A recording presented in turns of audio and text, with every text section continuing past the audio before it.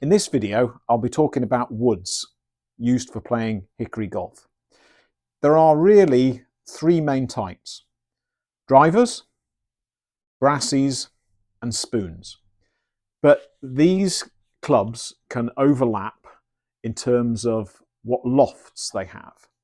So drivers tend to range from about, I've seen ones with as little as 7 degrees of loft, up to about, I would say, 12 degrees of loft.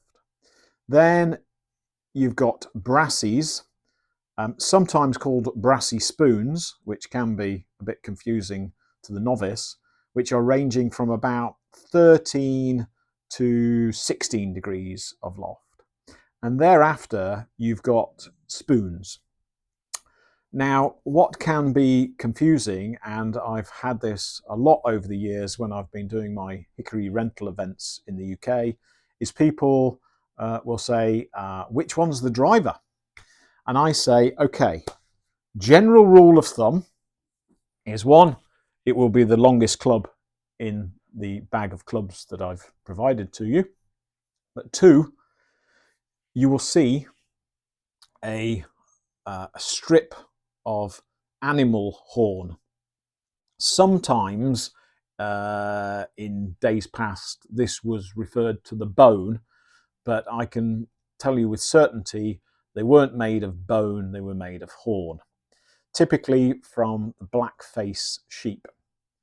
So you see a strip of animal horn along the leading edge here.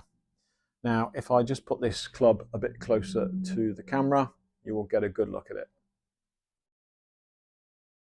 Now, what you can see on a lot of old drivers is there might be gaps here and here where the horn has sort of straightened up, if you like, and it's lifted away from the main wood of the club head. And also, as on this club, it's actually, there's a bit of a step between the edge of the horn and the face, and that's where one or other of the materials, either the horn or the club head itself, the wood, has shrunk and moved. So if you've picked up an old driver and you see that the horn has moved or lifted or has disintegrated or is indeed completely missing, you need to get in contact with somebody like myself who can easily replace it. It's not really a massive job, but if you're not practiced at it, it can be a bit fiddly, let's say. Okay, so a driver. What to look for in a driver? Well, apart from having a good shaft, you're going to be hitting this thing hopefully at full swing for you. You need to consider the size of the club head. Now, as a general rule of thumb, club heads, certainly before 1885, were very long and thin. Not going to talk about those at this point in time. But in the 1890s, a new concept was developed, which was essentially the bulger face. And what that meant was that the face is curved from the heel to the toe. It bulges outwards in the center. And that was very important, a very important discovery, because what they found through empirical testing was that if you had a bulging club face and you hit the ball on the toe, it would effectively still mean that the ball would essentially go out to the right, I'm just speaking as a right-handed player, and then it would bend back into the center, let's say, of the fairway. And similarly, if you hit it on the heel, it would go out to the left and bend back towards the center of the fairway. And that's what a bulging face does. And it's something called the gear effect, if you want to look that up on other websites. So you want to see if the club has actually got a little bit of a bulge on it. Some club heads don't. They are actually very straight-faced. Now, I wouldn't discount a driver just for the sake of it having a straight face. That would be illogical, really. For one, you could actually have it slightly modified by taking away a bit of wood at the toe and the heel so that it does have a bulge. But that really, I would not say is going to mean a massive difference to your golf game, okay?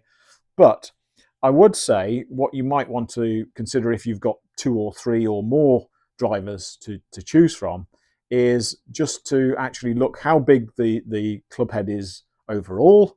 Typically, I would say they're about 260 cubic centimeters, which is just over half of the size of a modern driver. So you put one of these next to a modern driver and these look very, very small.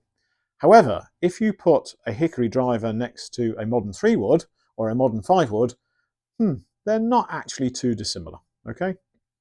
So I would look at how big the head is. I would actually look how deep the face is. Now, what I found over many years is generally lower handicap players can play with clubs with smaller heads, smaller depth faces. But if you're a high handicapper, then you're going to need something that has actually got quite a deepish face and the biggest head, let's say, you can find. Okay, so that's really what to look for in a driver. If you're, I would have a good look over it. Just make sure there's no major cracks or woodworm holes. It's not unknown that actually people will buy clubs with woodworm holes in the heads and fill them in and revarnish them and sell them. And effectively, you've got dust just below the surface, which is not good for playing with. So the other thing I would say is sometimes you do get small cracks, particularly in the back of the head. You've got a lump of lead here that's often been, well, it's there for ballast, of course. But you will find there might be small cracks just here on the end of the lead. Some of those cracks will have developed actually the day the club was made. And it's lasted all this time with a very small crack there. And it doesn't mean that it's a terminal fault.